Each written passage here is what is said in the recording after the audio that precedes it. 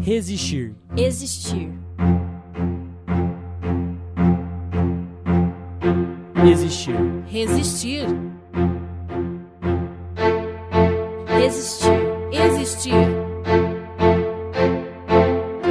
Programa Resistir.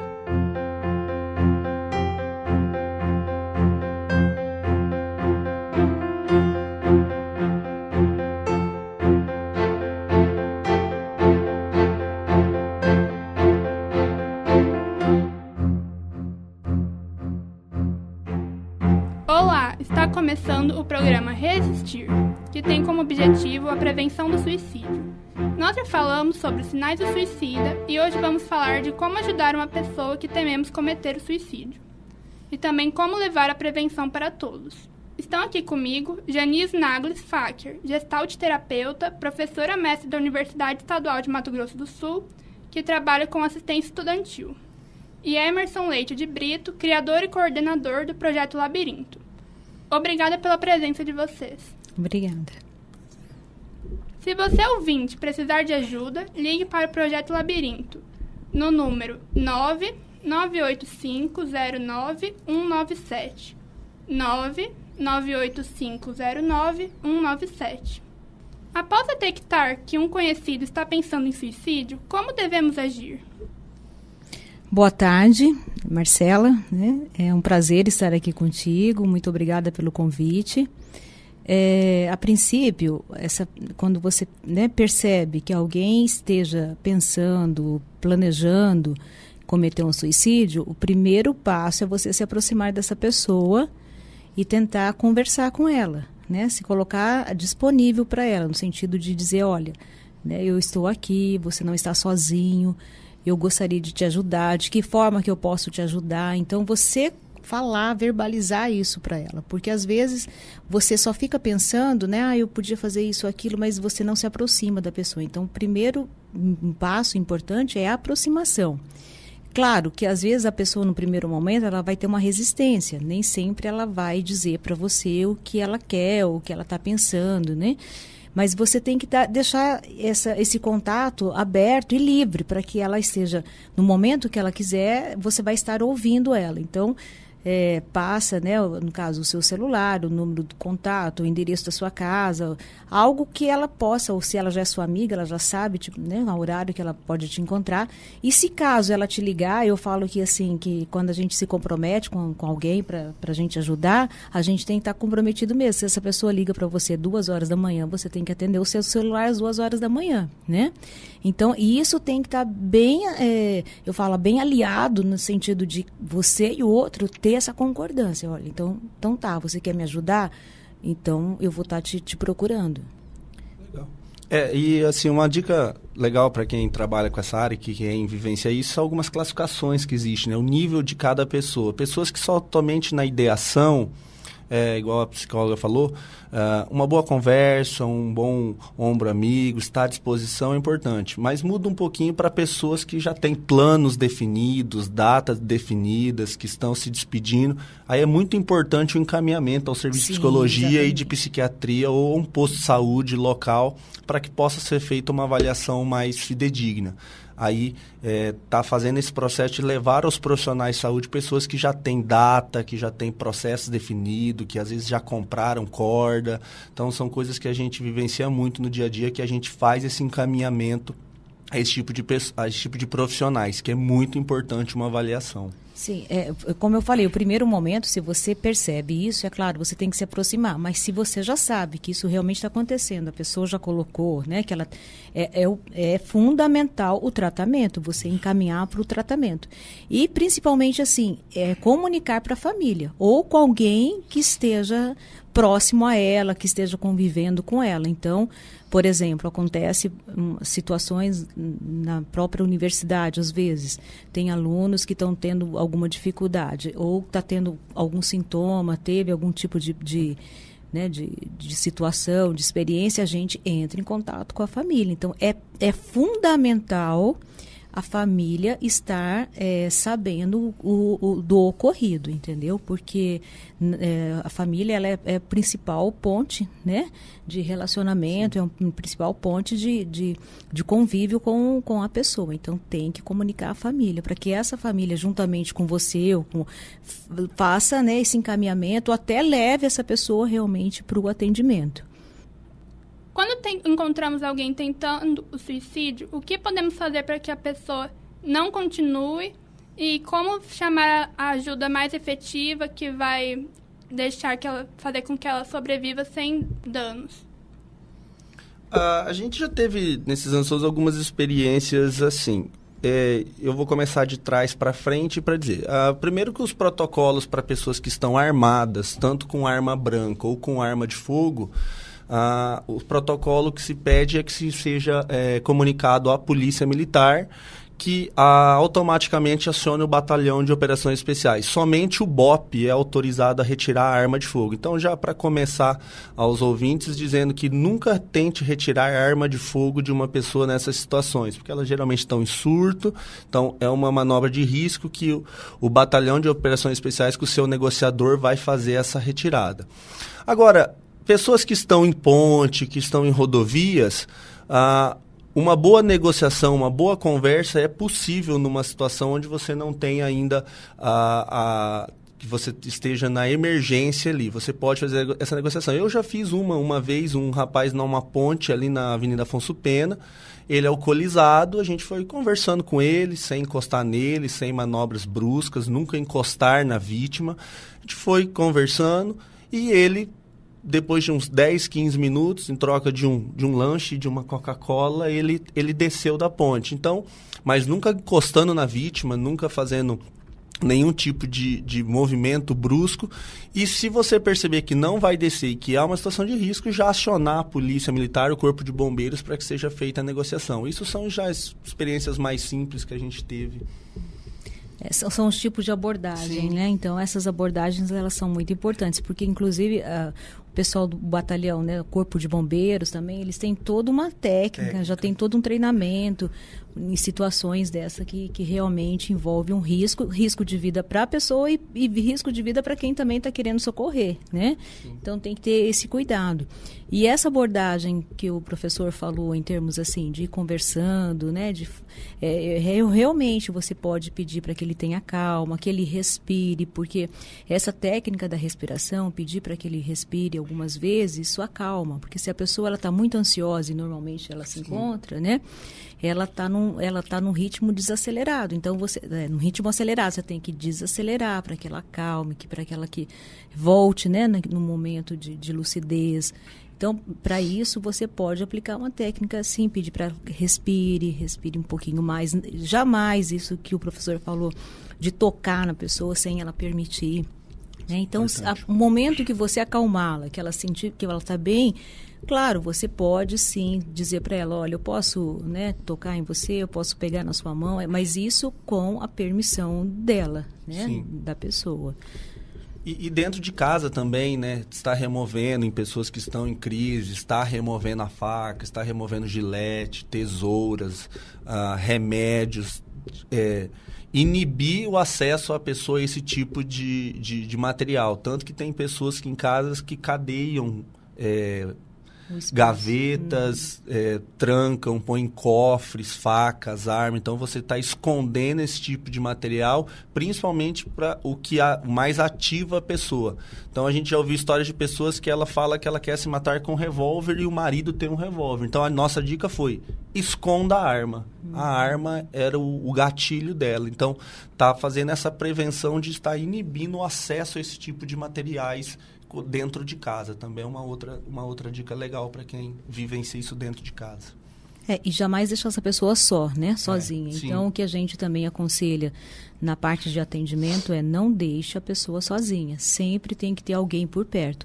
É claro que as fatalidades, elas ocorrem, né? A gente sabe que às vezes a pessoa está acompanhada. Não é 100% efetivo, não, né? Às vezes ela fala, eu vou ao banheiro. Nesse ida ao banheiro, ela resolve cometer ali o ato de suicídio, às vezes até com chuveirinho. Com chuveiro, né? com cortina. Então, né? isso pode acontecer. Mas se a pessoa está por perto, ela ouve o barulho, então ela tem uma probabilidade maior de evitar o acontecimento. Né? Algumas vezes as pessoas incentivam o suicídio. Em Curitiba, por exemplo, uma pessoa estava já sendo dissuadida pelo bombeiro de não pular e as pessoas gritavam pula, pula e acabou pulando. Como que a gente evita isso? Essa pergunta é bastante interessante, Marcela, porque as pessoas não têm muita noção disso. Existe a questão jurídica, inclusive a pessoa que faz isso, ela pode sim ser homicídio culposo. Ela pode ser enquadrada no sentido de responder por isso, inclusive ser presa e se responsabilizar por isso. Porque dentro da psicologia, o que a gente fala? Isso é um sentimento de massa, né? É um sentimento coletivo. Então, se você começa, na verdade, dizer para a pessoa, pula, pula, o outro que está por perto, às vezes também recebe a mesma... tem o mesmo desejo, no caso, né, tem estimulado, ela vai começar a manifestar isso também. Então, isso é um sentimento que pode provocar algo coletivo. Então, as pessoas... Isso a gente sabe que não é de agora. Esses acontecimentos vêm desde, né, do início das décadas passadas, dos séculos passados, que grandes, por exemplo, quando ocorria na Grécia, a questão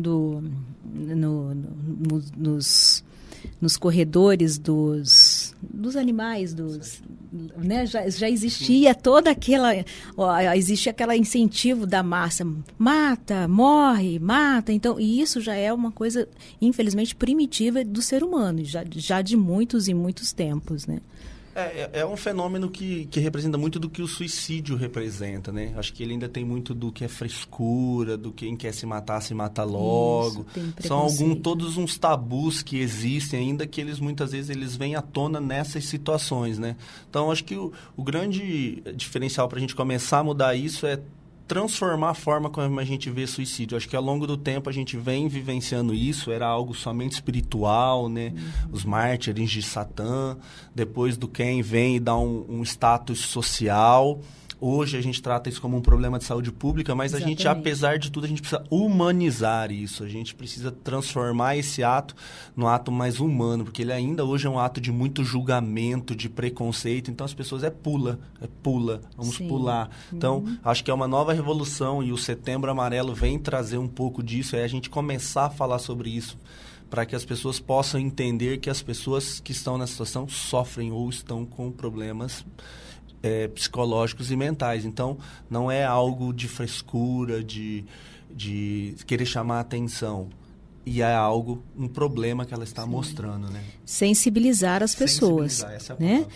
Eu acho que no sentido das pessoas terem essa percepção, terem esse conhecimento, terem essa informação, que isso é um transtorno, né? Que pode estar relacionado, sim, são múltiplos fatores, múltiplos sintomas, múltiplas doenças que podem estar vinculadas, inclusive a questão da dependência de drogas, a dependência do álcool, né? Pessoas usuários. Então, assim, a gente tem que saber que envolve muitas coisas. Então, a gente não tem que ter isso que o professor falou, né? Essa mentalidade, esse pensamento de que a pessoa está querendo só chamar atenção. Então, se eu for, né, alguém fala assim, eu vou me matar, e você fala, se mata, eu quero ver você se matar.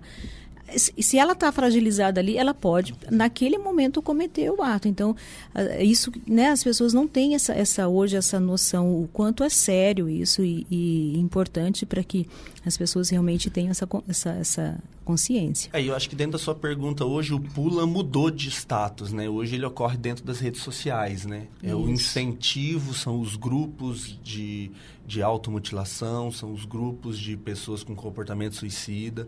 Então, hoje, postagens dessa forma, as pessoas escrevem, para de frescura, você não tem problema. Então, hoje, esse Pula, ele vem disfarçado de outras maneiras nas redes sociais, né? Com frases que tem outro objetivo, não é o pula direto, mas é o pula indiretamente. Então, a gente tem que começar a ter essa concepção e por isso que a gente tem trabalhado muito com jovens nesse lado mais humano.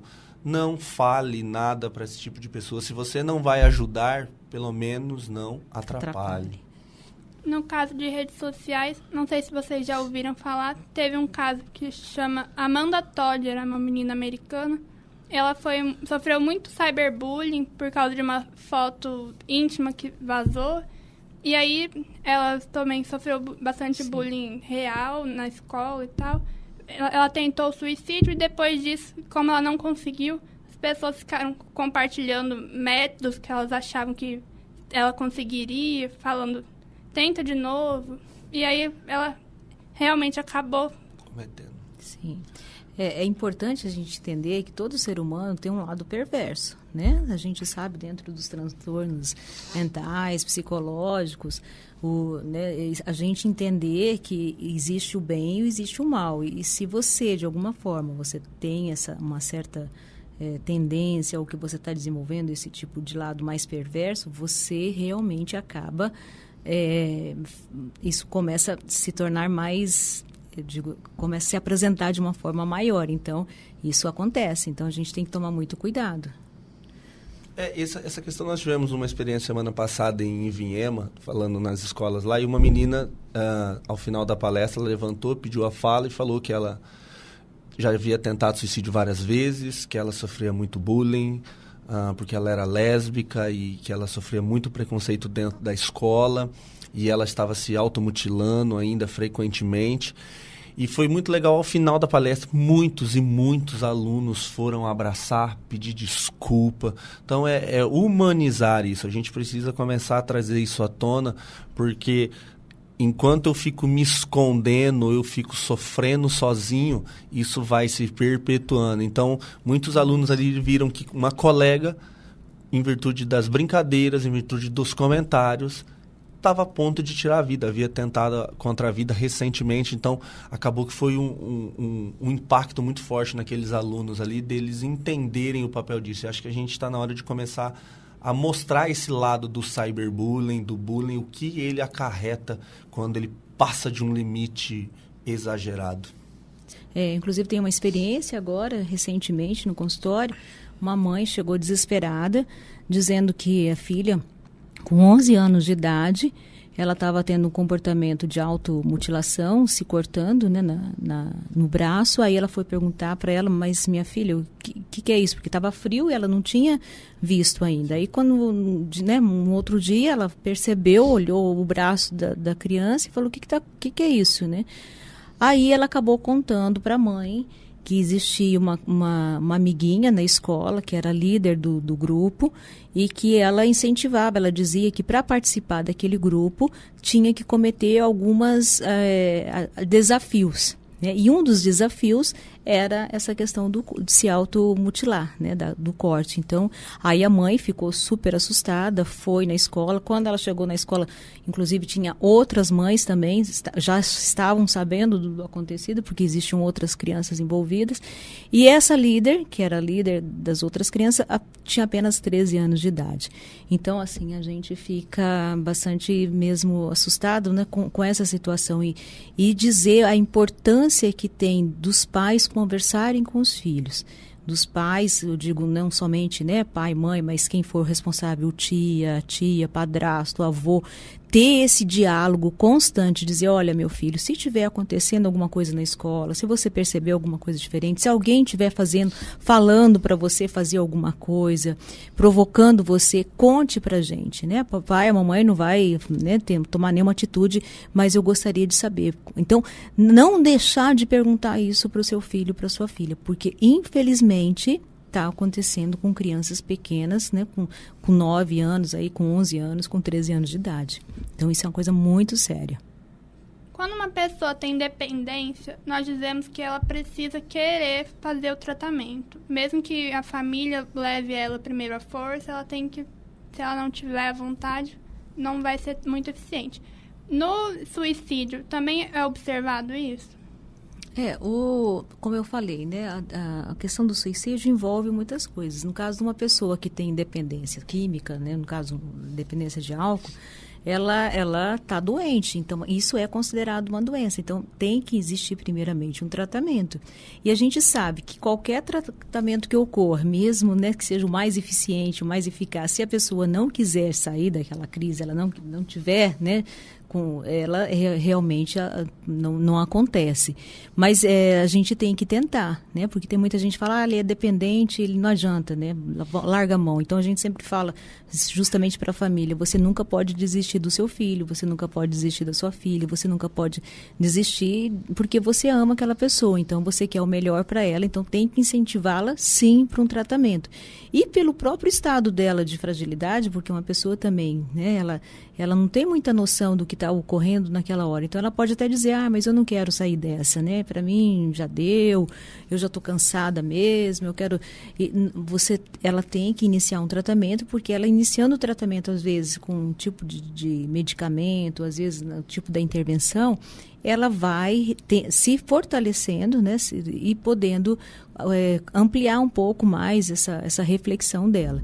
Mas não pode desistir. Se a pessoa tem... E o que a família tem que entender é que tem que realmente levá-la para um tratamento. É um processo que a gente tem enfrentado muito. Primeiro, eu acho que eu trabalho isso, quando essa pergunta vem para a gente em palestra, a gente trabalha de duas formas. A primeira é essa. Está levando, está quebrando alguns paradigmas. Não vou no psicólogo porque eu não sou louco, eu não vou tomar medicação porque é coisa de maluco, o que vão pensar de mim? Acho que é a primeira coisa que a gente tem que começar a quebrar a barreira, desmistificar isso. Esse é o primeiro ponto que a gente aborda muito. E o segundo é o que a gente tem um problema sério, você deve pensar muito no consultório, pacientes que não param de tomar medicação, não vou mais, porque me dá dor de cabeça, não quero mais tomar remédio, vou me cuidar sozinho, não quero, não vai. Chega uma hora que essa é uma decisão da pessoa também, por mais que haja uma insistência de familiar, de coisas. Se o paciente também não colaborar, dificulta muito mais o processo. Sim, acho que você, com certeza. como parte clínica, pode explicar até melhor para a gente. Porque existe, né, quando existe essa fase do tratamento que a pessoa ela já está mais ou menos de uma certa forma, um certo equilíbrio, ela já tem, né, já está melhorando a questão um pouco da autoestima, ela mesma se coloca, eu já estou bem, eu não preciso mais, e ponto final. E aí ela acaba interrompendo. É claro que a gente, como profissional, você não pode ficar insistindo, dizendo não, né? Você tem que fazer. Limite, existe todo um limite, exatamente. O respeito pelo outro. Se ele está dizendo que não quer mais, eu não posso ficar, né?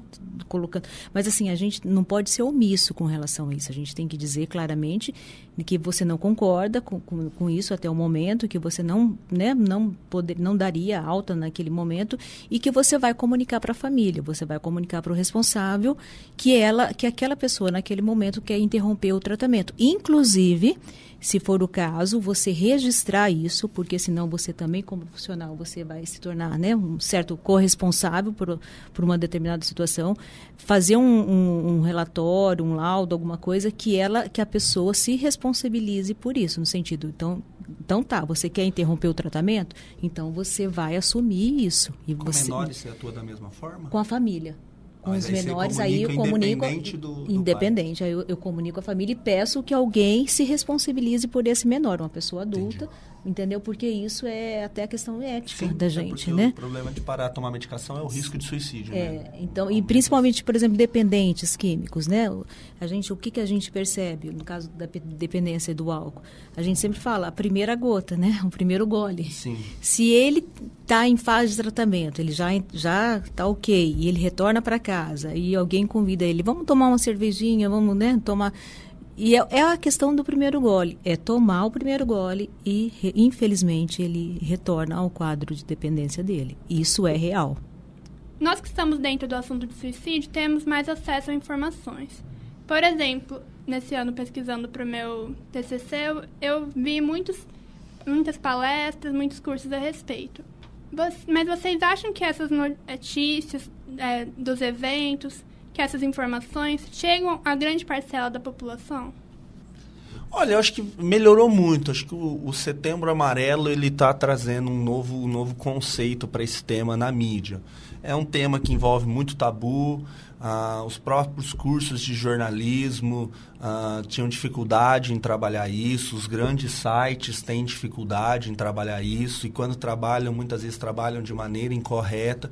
Mas eu acho que com o advento do Setembro Amarelo, os departamentos de mídia estão se capacitando mais, estão trazendo isso mais à tona. Então, eu acredito, sim, que acho que a repercussão hoje, você vê nos grandes programas do Brasil, quase todos de talk show, de conversa, sempre tem um convidado, sempre tem uma semana específica para aquilo. E isso vai trazendo esse tema à tona na sociedade. Eu acredito que sim, acho que a gente vem num avanço muito grande nos últimos 3 anos. É óbvio, ainda é muito aquém do desejado? Sim, com certeza. Mas são 2018 anos de tabu. Sim, não é assim que você quebra um tabu dessa forma, porque envolve ainda dogmas religiosos, eu vou pro inferno, é pecado oculto, é você vergonha. Não tem Deus, você não tem Deus. Então, isso também passa por esse processo que foi o que eu disse no começo, é um processo, é uma nova revolução nesse tema que está acontecendo agora. É trazer isso no mundo cotidiano das pessoas. Inclusive, eu acredito que está tendo esse avanço até as questões políticas. Ontem eu participei de uma assembleia, na Assembleia Legislativa, um momento de fala, uma audiência pública a respeito do Setembro Amarelo, né? E a gente percebe que existem pessoas, políticos interessados em implantar projetos, leis, para que isso se estenda até as escolas, tem uma equipe de profissionais para fazer atendimento. Então, eu acho que é por aí mesmo. A gente fala, mas o que adianta só a campanha? Adianta e muito. Se você sai na rua divulgando, falando, as pessoas chamam atenção. Então, tudo aquilo que chama atenção, as pessoas param para olhar. Se não for por interesse de informação em si, mas é por curiosidade. Então, mas já é um bom sinal. Então, a gente tem que divulgar, assim, continuar divulgando, que nem eu falei ontem. Não é porque setembro acabou, está acabando, a gente vai esquecer isso. A gente tem cada vez mais trabalhar assim nas escolas, trabalhar, né, nas redes de saúde pública e principalmente divulgando para todo nível de sociedade, porque a gente acha, mas isso só está acontecendo na classe tal. Não, hoje a gente percebe que não existe cor, não existe sexo, não existe questões, né, sociais, de gênero, de financeira, né, classe social. Então, assim, a gente percebe que é um problema geral, né? Isso a gente tem vivenciado em escola, que é o nosso público mais ativo, toda vez que você vem pelo setembro, que você faz uma palestra, que os diretores, coordenadores tomam dimensão do problema, que as coisas vão aparecendo, isso começa-se hoje nas escolas a ganhar projetos mais regulares, não só em setembro. Professores trabalhando isso através de redação, professora de arte trabalhando emoções. Então, são ferramentas que aí durante o ano vão se criando ambiente na escola, um ambiente mais acessível, um ambiente mais de conversa. Então, acho que esse ponto hoje que a gente está chegando. Campo Grande tem aprovado agora a lei de prevenção ao suicídio nas escolas municipais. A Assembleia, eu não sei se aprovou, se está para aprovar. O Fábio Trades está levando agora a nível nacional o projeto de prevenção ao suicídio se tornar um projeto em todo o território nacional. Então, a gente está se ganhando espaço. E eu acho que eu vejo o Mato Grosso do Sul como um grande pioneiro disso. Aí um exemplo disso é o Fábio Trades, está levando isso a nível nacional. Trazer esse assunto à tona, porque ele aflige hoje o Brasil inteiro, com números muito parecidos, no sul, sudeste, centro-oeste, números muito parecidos. Então, acho que a repercussão está aumentando significativamente. Porque, inclusive, né, Emerson, né, a gente, infelizmente, o nosso estado hoje está praticamente o segundo estado com nível maior de suicídio. Então, a gente tem que tomar uma providência, as pessoas têm que terem essa consciência de que alguma coisa tem que ser feita. Então, tem que ser feita, né? Então, eu acho que a gente, a partir do momento que você tem o impacto de uma notícia, você tem que mobilizar, né, toda a sociedade. E não é só, assim, muito importante, eu falei também a questão das parcerias. Não é só você pensar, é claro que é uma questão de saúde pública, mas não mobilizar apenas a Secretaria de Saúde, mas a Secretaria de Educação, Segurança Pública, todos os setores, né, que estejam envolvidos, que tenham pessoas, porque qualquer lugar que você vá trabalhar, existe pessoas, existe necessidade de um trabalho efetivo. Não é? Eu estava assistindo uma palestra de um psiquiatra gaúcho e ele, no mestrado dele, ele analisa, falando de segurança pública, ele falando que boa parte dos homens que cometeram suicídio no Rio Grande do Sul, no mestrado dele, todos tinham um histórico de passagens policial por violência ou agressividade. Então, integrar esses dados, posto de saúde, CAP, segurança pública, escola, analisar histórico de advertências, de suspensão de alunos com quadro mental. Então, começar a interligar essa rede. Eu acho que isso é um avanço que a gente vem vendo nessas escolas, conversando com secretários de saúde, começar a mostrar essa realidade de integração desses dados para que a gente possa ter políticas mais efetivas, porque suicídio é um comportamento social e às vezes você consegue identificar, nesse bairro, né, está alterado os dados. Vamos ouvir o que está acontecendo aqui. Então, fazer essa integração entre todas as seguranças, entre todas as secretarias, para que você possa ter políticas mais... Inclusive esse olhar, né? Sim. Emerson, a gente perceber assim, que através dessas ações, através desses movimentos, as pessoas vão tendo capacidade de perceber as coisas que estão acontecendo e até poder, a nível de prevenção mesmo, nível de diagnóstico, no sentido de perceber que tem alguma coisa que não está bem, que tem alguma coisa errada.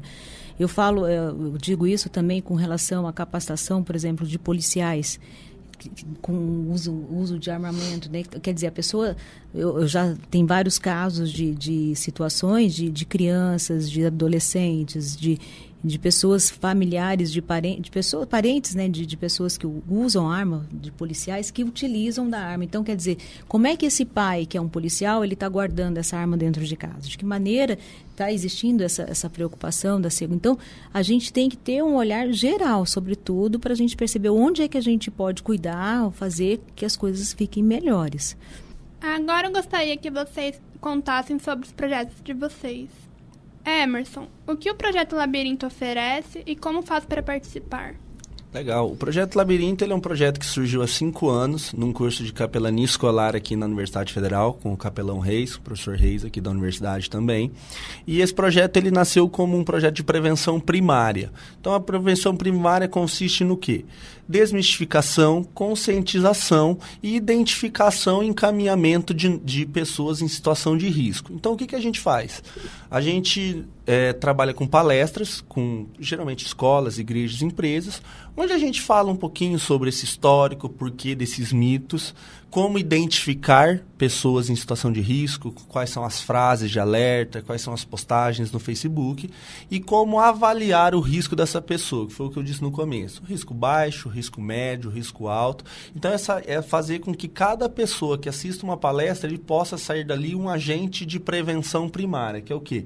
É eu saber identificar um sinal que o meu marido, a minha esposa, o meu filho, o meu colega de trabalho está dando, está emitindo e eu possa abrir aquele canal de diálogo para que eu possa intervir. Então, nós consistimos basicamente disso. Nós não trabalhamos com tratamento clínico, nós não prescrevemos medicação, nós não fazemos nenhum tipo de intervenção, porque isso compete a profissionais formados.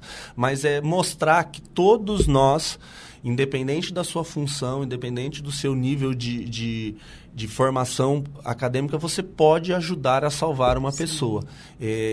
O Brasil hoje está na meta de reduzir 10% dos suicídios ocorridos durante um ano. E hoje você tem um CAPES com uma fila de espera de 7 mil pessoas. Se você for deixar tudo isso nas costas do serviço público, é inatingível essa meta. Então, a nossa meta é o quê? É que escolas atuem dessa maneira, é que igrejas atuem dessa maneira, que a sociedade civil, de uma forma, possa entender que eu não preciso, muitas vezes, ter um psicólogo, um psiquiatra ou cobrar da minha Secretaria de Saúde algo que eu poderia escutar, pôr o meu celular à disposição, é você servir ali naquele momento de um ombro amigo para que aí sim você possa fazer um encaminhamento adequado. Então, hoje o nosso trabalho consiste basicamente nisso, em palestras. Já fizemos festivais, já fizemos festival de música, festival de curta-metragem. Hoje a gente foca especificamente em palestras. Quem quiser ajudar é bem-vindo. A gente sempre precisa de pessoas para... A gente está indo em escola, a gente escuta alunos, ouve as suas histórias, aquele momento da pessoa poder falar, que é um dos grandes problemas hoje. As pessoas não têm com quem falar. Eu tenho 200, 300, 400 amigos e eu não tenho ninguém para me ouvir. Então, sempre que a gente vai em escola, a gente leva um grupo de pessoas que está disposto a ouvir aqueles adolescentes, ouvir pessoas. Então, esse é o nosso trabalho hoje. Prevenção primária. Falar e dar oportunidade das pessoas também falarem. Que joia. Parabéns pelo projeto, né? Então, quem quiser precisar conversar com a gente, quiser marcar alguma palestra ou fazer parte do projeto, o telefone é 99850-9197. Ou procure nas nossas redes sociais, Projeto Labirinto, e no Instagram, Labirinto Amor à Vida. Janice, quem estiver ouvindo e gostaria de ser atendido na UEMS, como faz? Quem pode ser atendido? Qual o contato? Olha, Marcela, é o seguinte, na UEMS existe, né, esse serviço que chama SAP, Serviço de Atendimento Psicológico, que é um atendimento voltado para a comunidade acadêmica da UEMS. Por quê? Porque lá nós não temos o curso de psicologia. O que nós temos lá sou eu, que sou profissional, né, da área da psicologia, e uma outra colega, Natália, que também executa, que realiza essa função, mas em Dourados. Como a Universidade Estadual ela tem vários campos, né, atua, né, tem várias unidades em vários municípios, o que eu e a Natália realizamos? Eu trabalho aqui em Campo Grande e atendo algumas unidades relacionadas ao UEMS, por exemplo, Paranaíba, Coxim, Aquidauana. Então, nós dividimos os polos. Dourados vai estar atendendo as cidades mais próximas ali. Então, deixa eu lembrar aqui as cidades Nova Andradina, são as cidades que são... Ponta Porã. Então, são mais ou menos, nós dividimos conforme a quilometragem, né? Então, assim, são várias unidades, então a gente dividiu as mais próximas de Campo Grande, sou eu que realizo o atendimento, as mais próximas de Dourados, ela que realiza o atendimento. E esse projeto é um projeto ligado à Pró-Reitoria de Extensão e Assuntos Comunitários da Universidade. Então, é um trabalho que está relacionado diretamente mesmo para os acadêmicos da universidade. O que a gente tem feito no sentido de comunidade? Realizando palestras, fazendo participação em campanhas, atendendo um público em geral, no sentido de fazer algum tipo de treinamento, algum tipo de capacitação, entendeu? Mas com relação ao atendimento psicológico é para os alunos. E o que eu sempre digo também, não é uma psicoterapia, né? Porque às vezes tem pessoas que acham que a gente está fazendo um trabalho clínico. Não claro, é uma abordagem de uma psicoterapia breve, é uma escuta psicológica, é uma escuta clínica, mas não é um atendimento clínico. Quando vem um aluno para mim com uma necessidade, é claro, a gente atende, faz esse apoio, só que se for a nível de atendimento mesmo, se for no atendimento clínico, eu faço um encaminhamento. É isso que o colega aqui falou, Emerson, a questão dos CAPs. A gente percebe o quê? Que está, né, um número muito grande de pessoas procurando. Então, tem as universidades, tem a Uniderp, que às vezes a gente também faz o encaminhamento, que é um atendimento público, e o CDB, que também atende, porque tem o curso de psicologia. Mas na UEMS, até então, o que a gente tem é para os acadêmicos da universidade. O Serviço de Atendimento Psicológico da Universidade Estadual de Mato Grosso do Sul pode ser agendado pelo endereço atendimentopsicológico@uems.br, atendimentopsicológico@uems.br, e pelo telefone 3901-4621 no campus de Campo Grande e 3902-2633 no campus de Dourados. Repetindo, 3901-4621 no campus de Campo Grande e 3902-2633 no campus de Dourados. Obrigada, Janice. Obrigada, Emerson. Foi um prazer pra gente. Um prazer. Eu que agradeço, né? Parabéns pela pela iniciativa. Muito né? bom ver curso de jornalismo entrando Sim. também nesse mundo acadêmico. Nossa universidade precisa falar mais sobre isso. Inclusive, né, a gente estava trocando agora há pouco, a informação ela tem que chegar de uma forma correta, verdadeira para o ouvinte. Sim. Né? O que a gente percebe hoje, infelizmente, é que as pessoas estão ouvindo muitas coisas, vendo muitas coisas, mas não estão sabendo a veracidade, sabendo se é verdadeiro aquilo ou não, né? Então, assim, a gente tem que confirmar os fatos, tem que confirmar aquela notícia.